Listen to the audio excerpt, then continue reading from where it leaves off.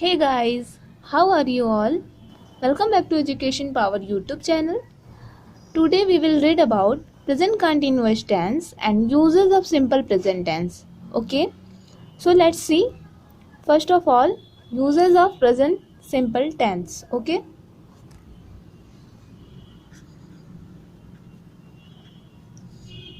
your first point is universal truth. Universal truth, जिसे आप हिंदी में विश्वव्यापी सत्य भी कहते हैं. ठीक है, विश्वव्यापी सत्य. विश्वव्यापी का मतलब क्या होता है? जो विश्व में व्याप्त है. व्याप्त का मतलब होता है आपका फैला हुआ. क्लियर है? व्याप्त का मतलब होता है आपका फैला हुआ, और विश्वव्यापी सत्य का मतलब है जो आपका विश्व में फैला हुआ सत्य है. ठीक है, let's see its example. Example is that the sun rises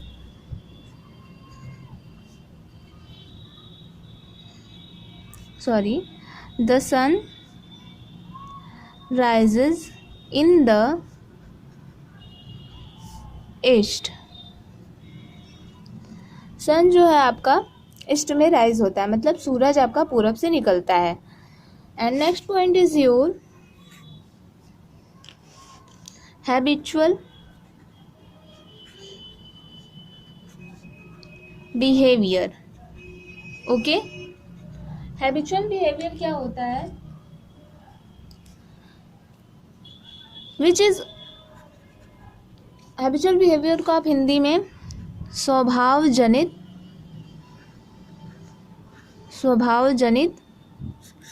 कार्यकलाप कहते हैं. ठीक है, कार्यकलाप कहते हैं. हैबिचुअल बिहेवियर का मतलब होता है which is automatic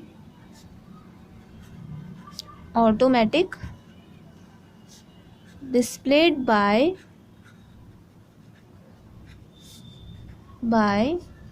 someone and not proceeded by consciously. Okay, which is not automatic displayed by someone means जो किसी के द्वारा अपने आप प्रदर्शित होता है एंड वो कॉन्शियस फॉर्म में वो प्रोसीड नहीं होता है. मतलब ऑटोमेटिक मतलब अपने आप, डिस्प्लेड मतलब प्रदर्शित होता है, समवन मतलब किसी के द्वारा, and not proceeded by consciously और जो सचेत रूप से आगे नहीं बढ़ता है. मीन्स कि जो अपने आप प्रदर्शित होता है और सचेत रूप से आगे नहीं बढ़ता है, उसे हम स्वभाव जनित कार्य करते हैं. For example, dog barks at strangers. Dog barks at strangers. कुत्ता जो है वो अजनबियों पर भौंकता है. तो ये क्या है? उसका एक हैबिचुअल बिहेवियर है. वो उसका नेचर नहीं है, बल्कि वो उसका हैबिचुअल बिहेवियर है. ओके, नेचर भी है, आप नेचर भी कह सकते हैं. नेचर मीन्स सेम हो जाएगा आपका बिहेवियर. ठीक है, तो and next point is your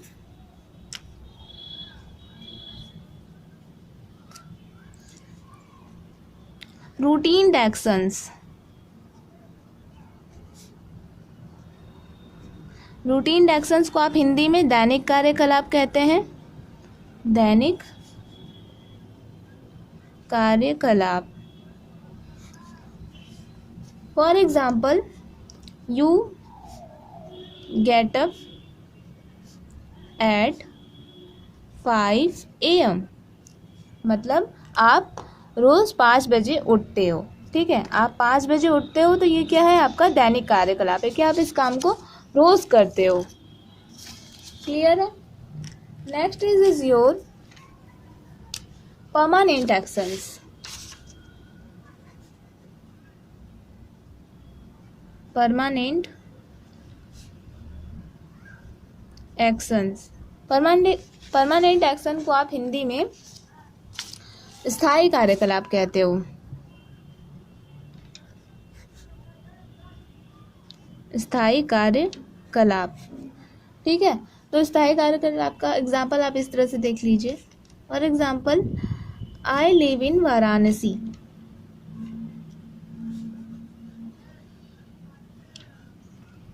मैं वाराणसी में रहती हूँ। तो ये क्या है? परमानेंट एक्शन है, जिसे हम कुछ दिनों के लिए नहीं, कुछ हफ्तों या महीनों या सालों के लिए नहीं करते, जिसे हम परमानेंटली करते हैं।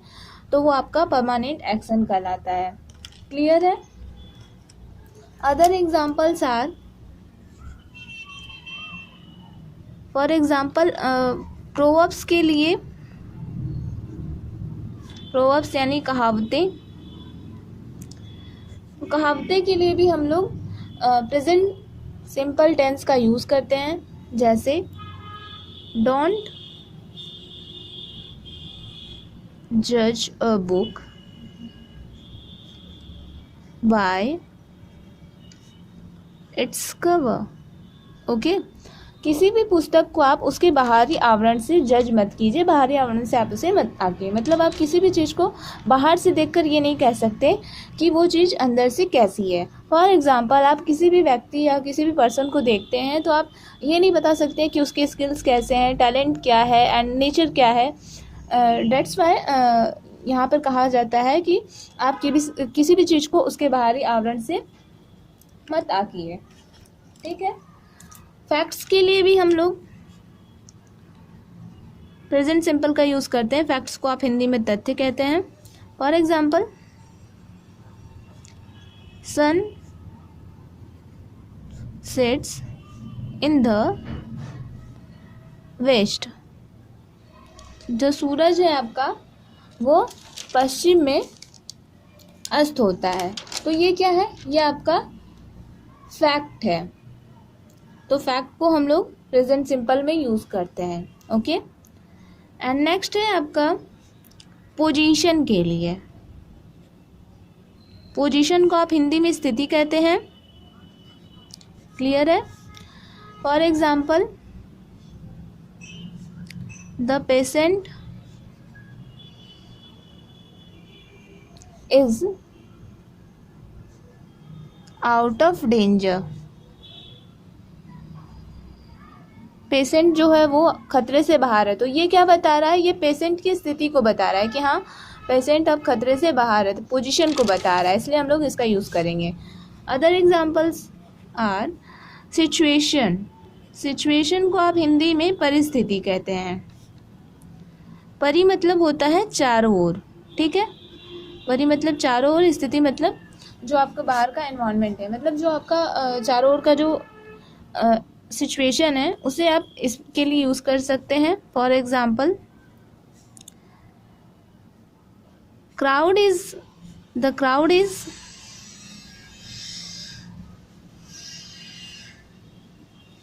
Beyond control. Crowd is beyond control means कि जो आपका भीड़ है वो नियंत्रण के बाहर है। और जैसे आप कई सिचुएशंस में देखते हैं कि कोई भी दंगा हो गया, कुछ भी हो गया, तो उसमें भीड़ को काबू कर पाना मुश्किल हो जाता है। इसलिए यहाँ पर कहा जाता है कि the crowd is beyond control, means भीड़ जो है वो कंट्रोल से बाहर है। तो ऐसे में भी हम प्रेजेंट सिंपल का यूज़ करते हैं। क्लियर है? Other examples, next one is state. जब किसी चीज़ के स्टेट को आप हिंदी में अवस्था कहते हैं। स्टेट को जब हमें एक्सप्रेस करना होता है तो भी हम इसका यूज़ करते हैं। For example, ice is solid. बर्फ ठोस है। तो ये क्या बता रहा है यहाँ पर? ये यहाँ पर आपका बता रहा है इसके स्टेट को कि हाँ, बर्फ जो है वो सॉलिड में है। अगर आप वाटर बोलते हैं तो वो लिक्विड होता है, गैस होता है तो वो एयर फॉर्म में रहता है। तो इस तरह से आप किसी भी स्टेट को एक्सप्रेस करने के लिए प्रेजेंट सिंपल का यूज़ करते हैं। ठीक है।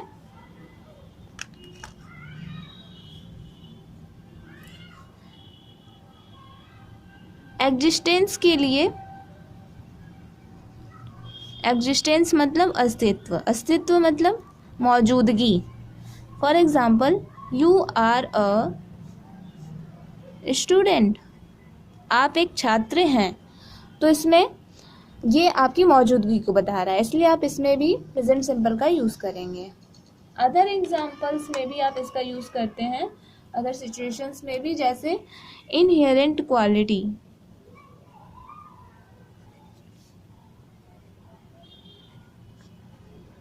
इनहेरेंट क्वालिटी को आप हिंदी में निहित गुण कहते हैं। किसी व्यक्ति या वस्तु में कौन सा गुण है, इसके लिए आप इसका यूज़ करते हैं, ठीक है। For example, milk is वोलसम।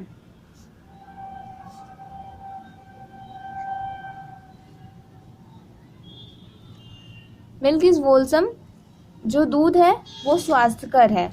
स्वास्थ्यकर मतलब लाभकारी, तो इसके लिए भी हम लोग उसका यूज़ करते हैं। और टीवी कमेंट्री के लिए भी हम लोग प्रेजेंट सिंपल का यूज़ करते हैं। TV commentary. Now listen, what is commentary? Commentary क्या है? An expression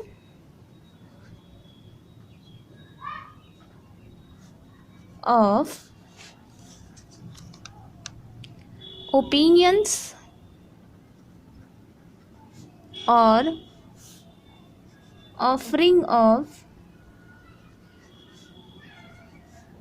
explanations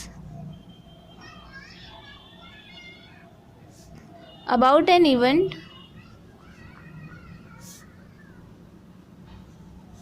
or situation।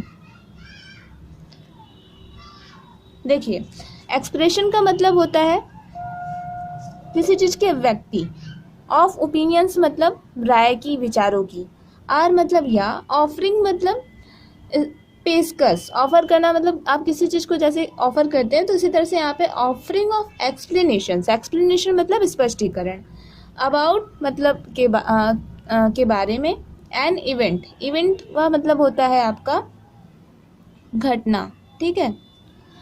और सिचुएशन, सिचुएशन मीन्स होता है आपका परिस्थिति। तो an expression of opinions are offering of explanation. Of expression of opinions मतलब विचारों को व्यक्ति, ऑफरिंग ऑफ एक्सप्लेनेशन मतलब स्पष्टीकरण की पेशकश, अबाउट एन इवेंट और सिचुएशन, किसी भी घटना या स्थिति के बारे में, मतलब किसी भी घटना या स्थिति के बारे में विचारों की जो अभिव्यक्ति होती है या स्पष्टीकरण की जो पेशकश होती है, उसे ही हम कमेंट्री कहते हैं। फॉर एग्जाम्पल, आप देखते हैं कि 15 अगस्त को रेड फोर्ट पर मतलब लाल किले पर जो फ्लैग होस्टिंग होता है उसका आप लाइव देखते हैं, तो वहाँ पे भी कमेंट्री होती है, ठीक है। और other example is that Virat strikes 6, Virat छक्का लगाता है। तो ये भी आपका टीवी पे कुछ भी प्रोग्राम चल रहा है, आप लाइव देख रहे हैं, तो उस समय आपका कमेंट्री होता है, ठीक है। Next is position. पोजीशन को आप हिंदी में अधिकार कहते हैं, ठीक है। For example, he has a car, तो ये भी आपका प्रेजेंट टेंस में ही आएगा, ठीक है। तो यहाँ पर आप पोजीशन देख रहे हैं कि ये कार किसका है, कार उसका है, कार पर अधिकार उसका है। तो इस तरह से आपका ये प्रेजेंट सिंपल का यूज़ यहाँ भी होता है। नेचर के लिए आप इसका यूज़ करते हैं, नेचर को आप हिंदी में प्रकृति कहते हैं। देखिए, दो तरह के नेचर होते हैं, एक स्वभाव वाला नेचर होता है, ठीक है, एक प्रकृति वाला नेचर होता है। यहाँ पर हम प्रकृति वाले के लिए कर रहे हैं, ठीक है। For example, grass is green, grass is green, जो घास है वो हरी है। तो यहाँ पर हम प्रेजेंट सिंपल का यूज़ कर रहे हैं नेचर को शो करने के लिए, ओके। नाउ प्लान्ड इवेंट के लिए भी आप इसका यूज़ करते हैं, प्लान्ड इवेंट के लिए, planned event of future. For example, ministers come on Monday, our Prime Minister come on Monday for worship. Okay, you can write that Prime Minister come on Monday for worship. It is also a planned event कि हाँ वो mostly Monday को आते हैं, तो ये आपका इसमें आ जाएगा. ठीक है. और टोटल कितने आपने एग्जाम्पल्स देखे? आपने देखा कि यूनिवर्सल ट्रूथ के लिए इसका यूज़ करते हैं. First is, second is habitual behaviour के लिए आपने इसका यूज़ करना है. ठीक है. थर्ड इज़ आप रूटीन एक्शंस के लिए आप इसका यूज़ करेंगे. फोर्थ इज़ परमानेंट एक्शंस के लिए भी आप इसका यूज़ करेंगे. फिफ्थ प्रोवर्ब्स के लिए, सिक्स फैक्ट्स के लिए, सेवन पोजीशन के लिए, एट सिचुएशन के लिए, and ninth is your state के लिए, टेंथ एग्जिस्टेंस के लिए, and 11th is your inherent quality के लिए, एंड 13 ये आपका 13 था. ठीक है. ये आपने 14 एग्जाम्पल देखा इसका पोजीशन के लिए. 15 आपने देखा प्लान्ड इवेंट के लिए. ठीक है. ये कुछ एग्जाम्पल्स थे कि हम लोग इसका यूज़ कहाँ कहाँ करेंगे. और हाँ, one of the thing is that habit के लिए भी आप इसका यूज़ करते हैं. For example, I eat food every day at 10 AM. तो यहाँ पर ये हैबिट को शो कर रहा है. ये आपका रूटीन नहीं है, ये आपका हैबिट है कि आप किसी काम को कब कर रहे हैं. ठीक है.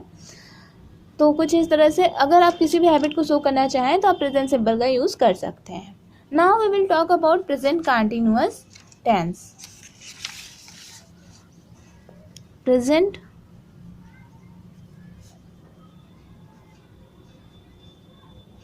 continuous tense. Now, first of all, what is continuous? Continuous. Continuous means not stopping. Continuous means not stopping. Not stopping or constant.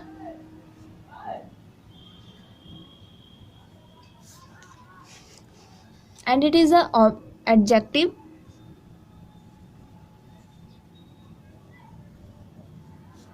Adjective means विशेषण.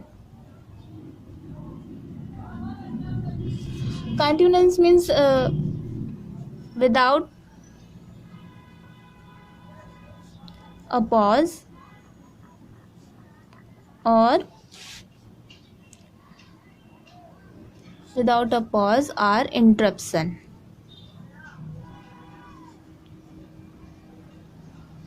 पॉज मतलब क्या होता है? रुकना. ठीक है.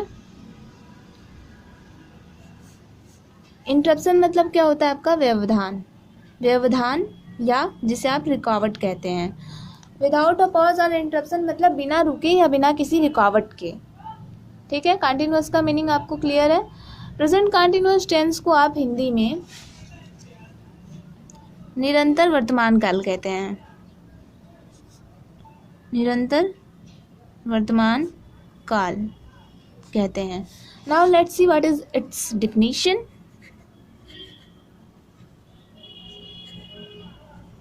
Listen. Present continuous tense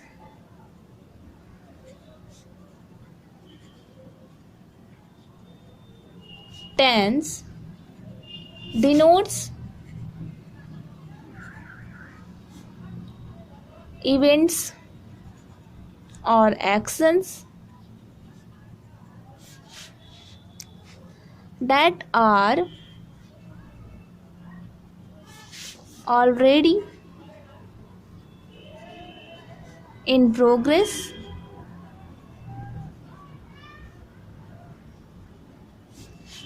while we speak about them. While we speak about them means present continuous जो आपका टेंस है, जैसे आप हिंदी में निरंतर वर्तमान काल कहते हैं. डिनोट्स मतलब प्रदर्शित करना. ठीक है. प्रदर्शित करता है. किसे प्रदर्शित करता है? Events are actions. इवेंट मतलब किसी घटना, एक्शंस मतलब या क्रिया को. ठीक है. कार्य को. that are already in progress. already मतलब पहले ही. in progress means प्रोग्रेस में, प्रगति पर. while we speak, जब हम लोग बात करते हैं about them, उनके बारे में. तो मतलब जब हम वर्तमान निरंतर काल ऐसे कार्यों या घटनाओं को व्यक्त करता है जो पहले से ही प्रगति पे होते हैं जब हम उनके बारे में बात करते हैं. क्लियर है? हिंदी में आपको बता दे रही हूँ लिखकर. देखिए, वर्तमान निरंतर काल उन कार्यों या घटनाओं को, इसे आप स्लैश बोलते हैं, ठीक है, इसका मतलब या होता है, घटनाओं को व्यक्त या प्रदर्शित करता है जो पहले से ही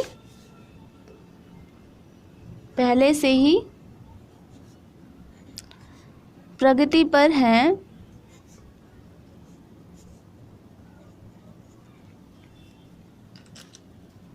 जब हम उनके बारे में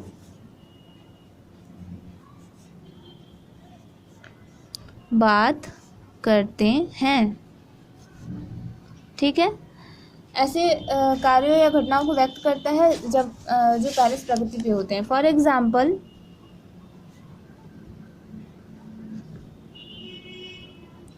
children's are going to school. बच्चे विद्यालय जा रहे हैं. तो जब हम बात कर रहे हैं कि बच्चे विद्यालय जा रहे हैं तो वो ऑलरेडी स्कूल जा रहे होते हैं, तब हम उनके बारे में बात करते हैं. तो ये इसमें समझाया जाता है कि देखिए, जब हम किसी चीज़ के बारे में बात कर रहे होते हैं तो वो कार्य पहले से ही प्रगति पे होता है. क्लियर है? Now which I have already told you that 3 tenses also have 4 types of sentences that which are affirmative, negative, interrogative and interrogative and negative. Means 3 tense के तीनों, प्रत्येक टेंस के आपके 4 प्रकार के वाक्य होते हैं जो अफर्मेटिव, नेगेटिव, इंट्रोगेटिव और इंट्रोगेटिव एंड नेगेटिव होते हैं. क्लियर है? तो हम लोग 1 by 1 इनको देखेंगे. फर्स्ट ऑफ ऑल हम लोग अफर्मेटिव सेंटेंसेस की बात करेंगे. ठीक है, अफर्मेटिव सेंटेंसेस है. बिफोर नो इट, इसे जानने से पहले आपको कुछ रूल्स के बारे में जानना चाहिए सो डैट कि आप इजीली कंटिन्यूअस टेंस को ट्रांसफॉर्म कर सकें. ठीक है, in English, Hindi to English. Rule number first, rules. Okay, इस का यूज़ हम लोग कब करते हैं, आर का यूज़ कब करते हैं, इस तरह के कुछ रूल्स हैं. देखिए, जब हमारा सिंगुलर सब्जेक्ट होता है, सिंगुलर सब्जेक्ट होता है और सिंगुलर सब्जेक्ट है आपका ही, शी, इट और any noun which is singular. Okay, then we use is. तो हम लोग इस का यूज़ करते हैं. आर का यूज़ हम लोग कब करते हैं, जब हमारा सब्जेक्ट प्लूरल हो. For example, you, we, they are any plural subject. It can be noun. Okay, यहाँ पे टी होगा, प्लूरल सब्जेक्ट, तो हम लोग आर का यूज़ करते हैं. ठीक है, और आई के साथ हम लोग एम का यूज़ करते हैं. क्लियर है? एक और चीज़ देखिए, जब हमारे कुछ ऐसी क्रियाएं होती हैं जिनमें आई एन जी ऐड कर जिन क्रियाओं के अंत में ई अक्षर आता है, ई लेटर आता है, तो उसमें हम क्या करते हैं, ई को रिमूव करते हैं, देन हम लोग आई एन जी ऐड करते हैं. और जब भी हम लोग कंटिन्यूअस टेंस बनाते हैं तो हम लोग वर्ब के बेस फॉर्म में, rule number 4 is your, verb के बेस फॉर्म में हम लोग ऐड करते हैं आई एन जी. ठीक है, तभी हम कंटिन्यूअस टेंस कर पाते हैं. एंड जब हम लोग के वर्ब के जब किसी क्रिया के अंत में ई अक्षर आता है, फॉर एग्जांपल कम, इसमें आप देख रहे हैं यहाँ पर ई अक्षर आ रहा है, ई लेटर आ रहा है, तो हम लोग फर्स्ट ऑफ ऑल इसे रिमूव करते हैं, रिमूव ई, ओके, देन ऐड ING, फिर उसके बाद हम लोग ING ऐड करते हैं। जैसे कि अगर आप इसे वर्ब के फोर्थ फॉर्म में कन्वर्ट करना चाहते हैं तो आप इसे किस तरह से करेंगे, ई रिमूव करने के बाद कुछ इस तरह से आपका हो जाएगा, देन ING ऐड करने के लिए आपको इस तरह से लिखना होगा, तो आपका ये इस तरह से कन्वर्ट हो जाएगा। अदर एग्जाम्पल इज गिव, तो आप इसे इस तरह से लिखते हैं, ING इसमें भी आपको रिमूव करना है, सॉरी ई रिमूव करना है, देन ING करना है add. Other example is like and other is share, give, share, इस तरह से कुछ जो एग्जाम्पल्स होते हैं आपको उसमें वर्ब्स के जिसमें लास्ट में ई आता है, ई को रिमूव करने के बाद ING ऐड करना होता है। Fifth rule is your that, जब किसी क्रिया के अंत में एक व्यंजन हो यानी कॉन्सोनेंट हो और उससे ठीक पहले कोई एक स्वर हो, वॉवेल AIOU में से कोई एक हो, अगर डबल वॉवेल होंगे तो भी आप कॉन्सोनेंट को डबल नहीं करेंगे। तो इस तरह का जब केस आता है,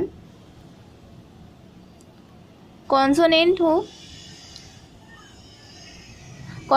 उससे पहले ठीक कोई एक वॉवेल हो, तो आप क्या करते हैं कि उस कॉन्सोनेंट को डबल कर देते हैं। For example dig, dig means होता है खोदना, ठीक है, डिग मीन्स होता है खोदना, और जब हम इसका फोर्थ फॉर्म बनाते हैं तो जी को डबल कर देते हैं। जी को डबल क्यों करेंगे, क्योंकि यहाँ पर जी आपका कॉन्सोनेंट है और जी के पहले जो आई है वो आपका वॉवेल है, सो दैट इसलिए हम लोग इसे डबल कर देते हैं तो हमारा फोर्थ फॉर्म बनता है। Other examples are just like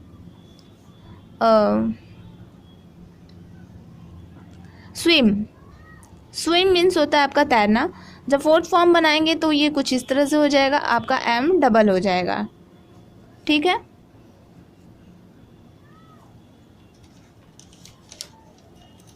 और भी इसके आप बहुत सारे एग्जाम्पल्स ले सकते हैं, जैसे आपका है रन,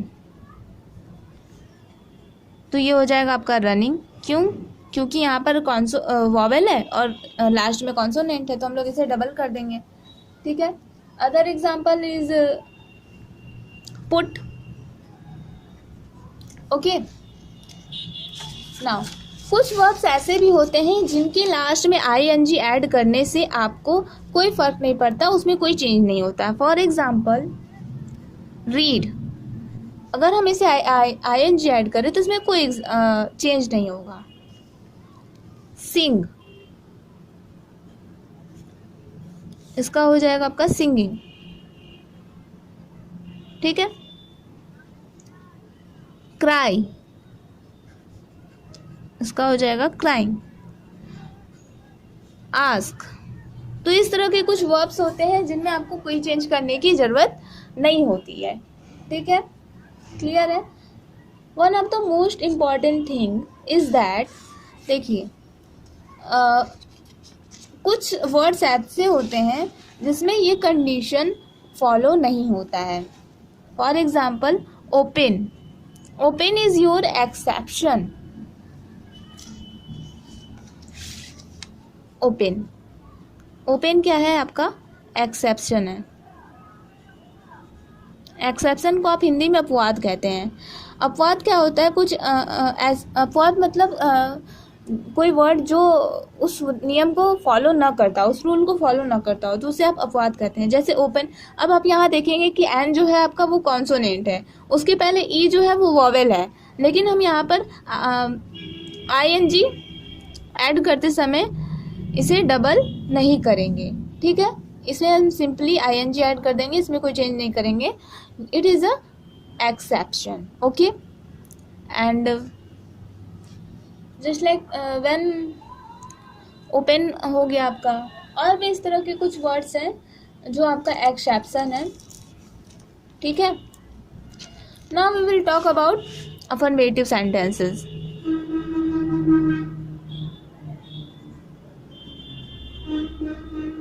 अफर्मेटिव सेंटेंसेस। इसका स्ट्रक्चर देखते हैं।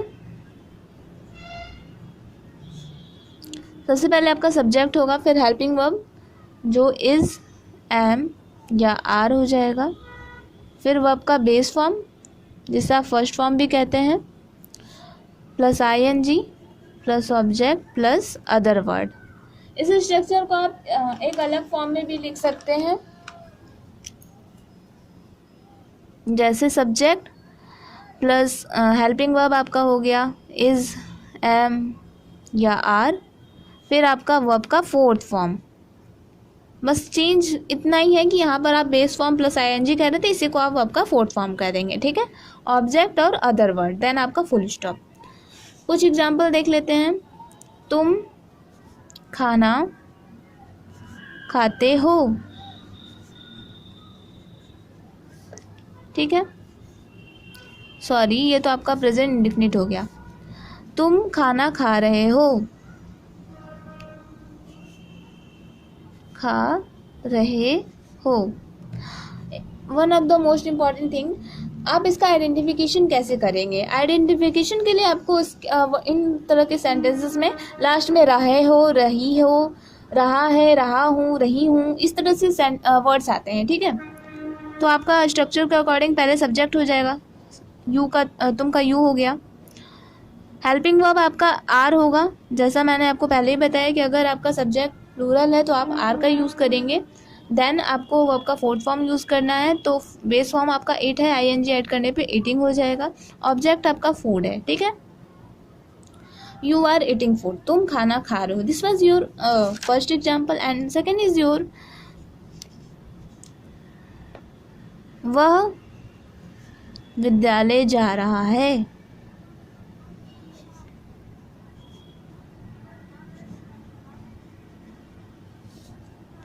he is going to school, ठीक है। तो आपने देखा, इस तरह से आपको इसे बनाना है। अब हम लोग बात करेंगे नेगेटिव सेंटेंसेस के बारे में।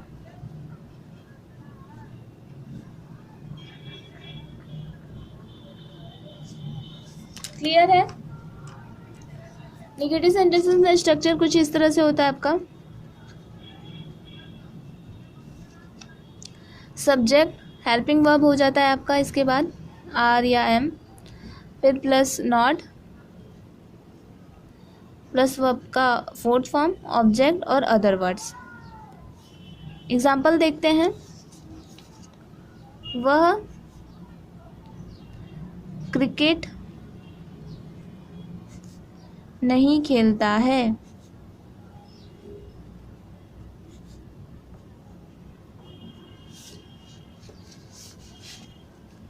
फिर से इंडेफिनिट हो गया, नहीं खेल रहा है, ओके।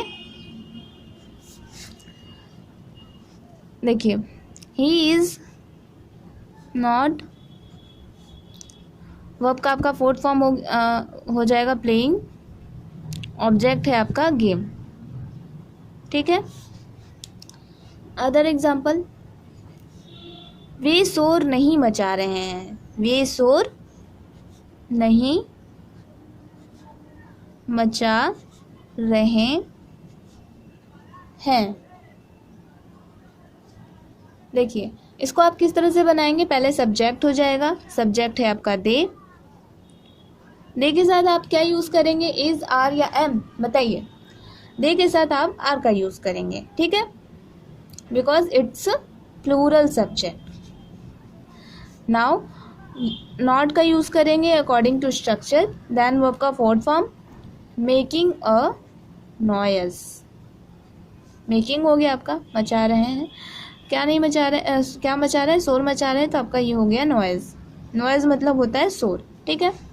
अब हम लोग बात करेंगे इंट्रोगेटिव सेंटेंसेस के बारे में। इंट्रोगेटिव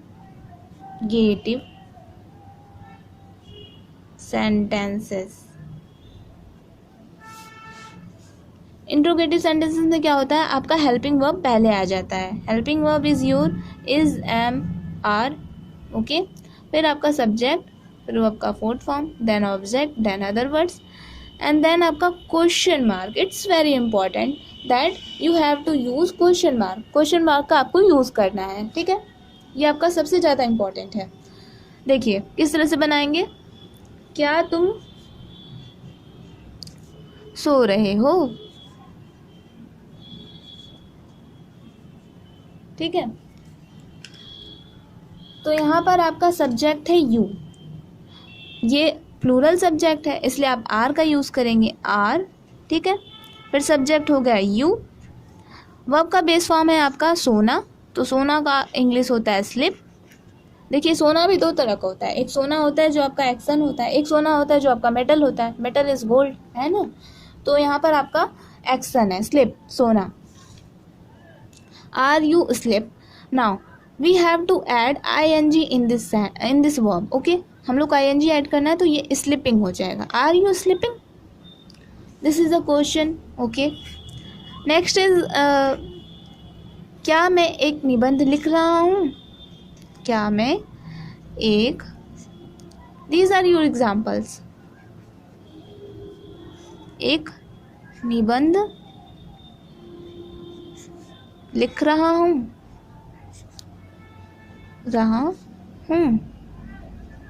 इसके बाद आपका क्वेश्चन मार्क है. ठीक है, एम का यूज़ क्यों करेंगे, क्योंकि जो आपका यहाँ पर सब्जेक्ट है वो मैं है, तो मैं का होता है आई के लिए आप एम का यूज़ करते हैं. एम आई. वर्ब का बेस फॉर्म होता है आपका, यहाँ पे लिखना को होता है राइट. आप ing ऐड करेंगे तो राइटिंग हो जाएगा. एम आई राइटिंग. ऑब्जेक्ट है वो आपका ए से है. ठीक है, एम आई राइटिंग है ए से. क्या मैं एक निबंध लिख रहा हूँ, आपका क्वेश्चन मार्क इसके बाद. ठीक, अब हम लोग बात देखिए, हमने यहाँ पे देखा कि हेल्पिंग वर्ब से जो सेंटेंसेस स्टार्ट होता है उनका स्ट्रक्चर किस तरह से होता है. ये हेल्पिंग वर्ब वाला था.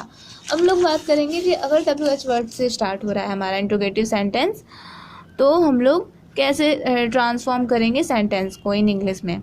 ठीक है, देखिए WH वर्ड से अगर स्टार्ट हो रहा है तो आपका स्ट्रक्चर पहले कुछ इस तरह से होगा. पहले आपका WH वर्ड आ जाएगा, देन आपका हेल्पिंग वर्ब आ जाएगा. ठीक है, फिर सब्जेक्ट हो जाएगा प्लस आपका WH word, helping verb, subject, verb का fourth form, object, then other word, उसके बाद क्वेश्चन मार्क. एग्जाम्पल देखते हैं.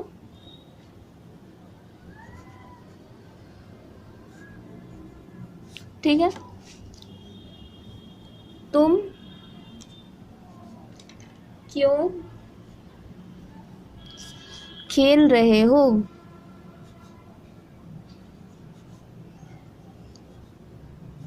इसमें हमको क्या करना है कि जो आपका WH वर्ड है उसे पहले लिखना है. तो आपका यहाँ पे WH वर्ड क्यों है, क्यों का इंग्लिश वाई होता है. सब्जेक्ट आपका प्लूरल है इसलिए आप आर का यूज़ करेंगे, वाई आर. सब्जेक्ट है you, then base form is your play and we will add ing का ऐड करेंगे हम लोग. तो इस तरह से हो जाएगा why are you playing, then question mark. Clear है. सेकेंड एग्जाम्पल इज योर, वह क्यों रो रही है. ठीक है, इसे हम लोग कैसे बनाएंगे, सेम हम लोग को बनाना है. WH वर्ड को पहले लिख देंगे, वाई जो है आपका. नाउ हेल्पिंग वर्ब यूज़ करना है आपको, तो सब्जेक्ट सिंगुलर है इसलिए इसका यूज़ करेंगे, वाई इज़. नाउ वह क्यों रो रही है, तो ये फीमेल को दर्शाता है इसलिए हम लोग यहाँ पर सी का यूज़ करेंगे, why is she. Then base form is weep, weep means रोना. ing ऐड करेंगे तो विपिंग हो जाएगा. ठीक है, क्लियर है. Why is she, weeping. वह क्यों रो रही है. अब बात करते हैं interrogative and negative type sentences की. Interrogative and negative sentences. Okay, interrogative negative में क्या रहेगा आपका, क्वेश्चन भी पूछेगा साथ में वो निगेटिव भी होगा, ठीक है। फॉर एग्जाम्पल, क्या मैं खाना नहीं बना रही हूँ, क्वेश्चन मार्क। ये आपका कैसा एग्जाम्पल है, हेल्पिंग वर्ब से स्टार्ट होने वाला है। इसमें भी हम लोग दो तरह के एग्जाम्पल्स देखेंगे, एक जो हेल्पिंग वर्ब से स्टार्ट होने वाला होता होगा और दूसरा जो WH वर्ड से स्टार्ट होने वाला होता होगा, ठीक है। इसमें आपको स्ट्रक्चर कुछ इस तरह से रहेगा। स्ट्रक्चर को आप हिंदी में संरचना कहते हैं, ठीक है। फॉर्मेट आपका ये रहेगा, सबसे पहले हेल्पिंग वर्ब आएगा आपका, जो आपका इज, एम या आर कोई भी हो सकता है। देन आपका आएगा subject, then not, then verb का fourth form, and next is object, and then other word, and then question mark. Clear है? देखिए कैसे बनाएंगे according to structure. First of all सबसे पहले हमें हेल्पिंग वर्ब का यूज़ करना है, तो यहाँ पर आई का यूज़ करेंगे। क्यों? क्योंकि सब्जेक्ट मैं है, ठीक है। सबसे पहले हमें इस का यूज़ करना है, ठीक है। इज़, फिर सब्जेक्ट हमारा आई है तो इज़ आई। नॉट का यूज़ करेंगे फिर according to this structure. Now verb का बेस फॉर्म हमारा है कुक, खाना बनाना। जब हम लोग ING ऐड करेंगे तो ये कुकिंग हो जाएगा, ठीक है। देखिए यहाँ पे भी कॉन्सोनेंट आ रहा है, K is a consonant and just before it there is 2 vowels, 2 स्वर है, तो हम लोग यहाँ पे कॉन्सोनेंट को डबल नहीं करते हैं ऐसे कंडीशन में। क्लियर है? देखिए, is I not cooking food, क्या मैं खाना नहीं बना रही हूँ।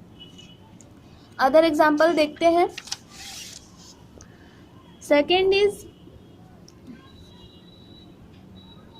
क्या वह घर जा रहा है, क्या वह घर जा रहा है।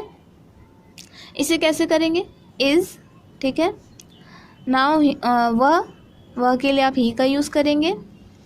रहा है बिकॉज यहाँ पर यह रहा है, अगर ये यहाँ पर रही होता है तो हम लोग सी का यूज़ करते हैं, ठीक है। इज़ ही, क्या वह घर नहीं जा रहा है, देन हम लोग नॉट का यूज़ कर देंगे। इज़ ही नॉट, जाना का होता है गो, ING ऐड करेंगे तो गोइंग हो जाएगा। ऑब्जेक्ट है आपका होम, देन आपको क्वेश्चन मार्क यूज़ करना है। Is he not going to home, क्या वह घर नहीं जा रहा है। इस तरह से हम लोग देखा है हेल्पिंग वर्ब से कैसे स्टार्ट होता है। नाउ अगर WH वर्ड से स्टार्ट होने वाला होगा तो कुछ इस तरह से एग्जाम्पल, उसका स्ट्रक्चर इस तरह से होगा। स्ट्रक्चर, पहले WH वर्ड आ जाएगा आपका, फिर आपका हेल्पिंग वर्ब जो इज़, एम या आर है, ठीक है। फिर आपका सब्जेक्ट, देन नॉट, देन आपका object, base form of fourth form of verb and object, and then other word, and then question mark. देखिए आपका जो इंट्रोगेटिव होता है और जो इंट्रोगेटिव नेगेटिव होता है इसमें सेम होता है, बस इंट्रोगेटिव और नेगेटिव वाले में आपको जो WH वर्ड टाइप होता है उसमें आपको WH वर्ड को पहले लिख देना होता है, और बाकी का जो स्ट्रक्चर होता है आपका हेल्पिंग वर्ब वाला ही होता है, सेम होता है, बस WH वर्ड में आपको WH वर्ड पहले लिखना होता है। क्लियर है? नाउ एक एग्जांपल देखिए आप, जैसे ऋषभ बाजार क्यों नहीं जा रहा है, ठीक है। इसे कैसे बनाएंगे, WH वर्ड को पहले लिख देना है, वाई है जो कि आपका why, Rishabh is a singular subject, so हम लोग यहाँ पर इज का यूज करेंगे। Why is, now Rishabh is a subject, Rishabh, then हम लोग को नॉट का यूज करना है अकॉर्डिंग टू दिस स्ट्रक्चर।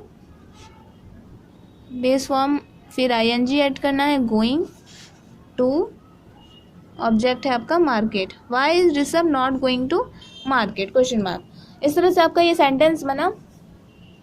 तो आज आपने क्या क्या पढ़ा, आज आपने देखा uses of present simple tense and how to transform present continuous sentences Hindi to English, Hindi से इंग्लिश में आप कैसे बनाएंगे सेंटेंसेस को प्रेजेंट कंटिन्यूअस टेंस के। नाउ मैं आपको एक क्वेश्चन दे रही हूँ, दिस इज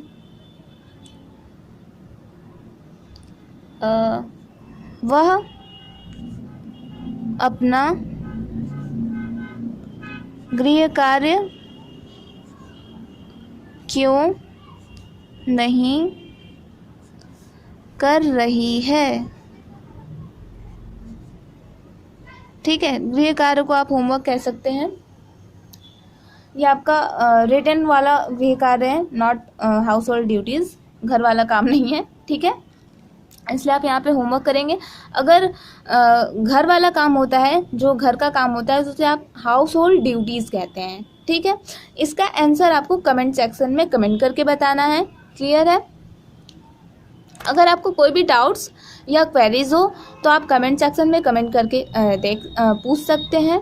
ठीक है, thank you for watching my video.